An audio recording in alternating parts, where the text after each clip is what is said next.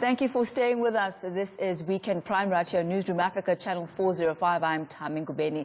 Now, the SA Reserve Bank's Monetary Policy Committee has announced a 0.25% cut in the repo rate, and this brings it down to 6.25%. due mainly to low inflation and the weak economy. Now, that means that the prime rate, which is the rate commercial banks charge their customers, will go down to 9.75%. Theoretically, this should be good news for consumers as well as businesses, as they'll now be able to borrow funds at a lower rate. To talk to us more about this and how this affects you directly, we are joined via Skype by Neil Roots, a Debt Rescue CEO. A very good evening to you, Neil, and thank you for your time this evening. Perhaps let's go into whether or not this interest rate cut was expected, particularly in the backdrop of the very challenging economic climate that South Africa has experienced in the recent past. Yeah, basically the idea is for the interest rate cut to bring some relief, and we're very glad that we're seeing an interest rate cut because it's much needed.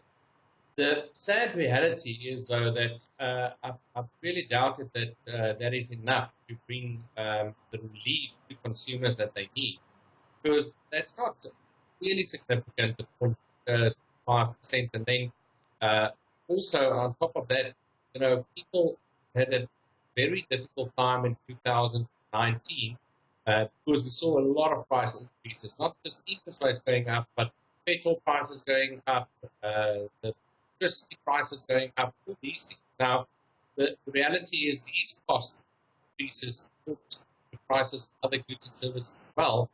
Salaries did not go up in line with those price increases. So be very glad for the interest rate.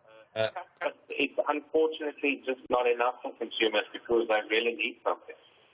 So with it not being enough, what do they do with the little savings that they already have? We've been receiving text messages from banks telling you that the amount of money that you'll be paying at the end of the month when you repay your mortgage is going to be considerably less.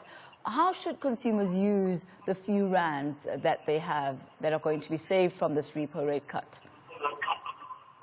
Well, the reality is it's not going to be a significant reduction in the installment to be paid back to the bank. That's the reality. It's not big enough. And also, we also always warn people that they must stay vigilant because, the interest rates can go up later this year again, and with even a bigger margin than what it came down now.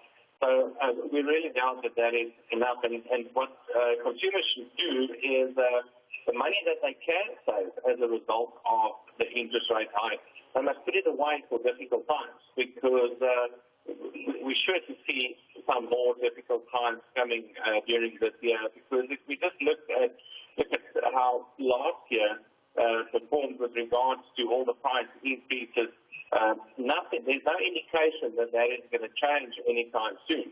So we're probably just going to continue where we left off in 2019, apart from this interest rate cut now. Neil, you have mentioned that the savings are not going to be significant.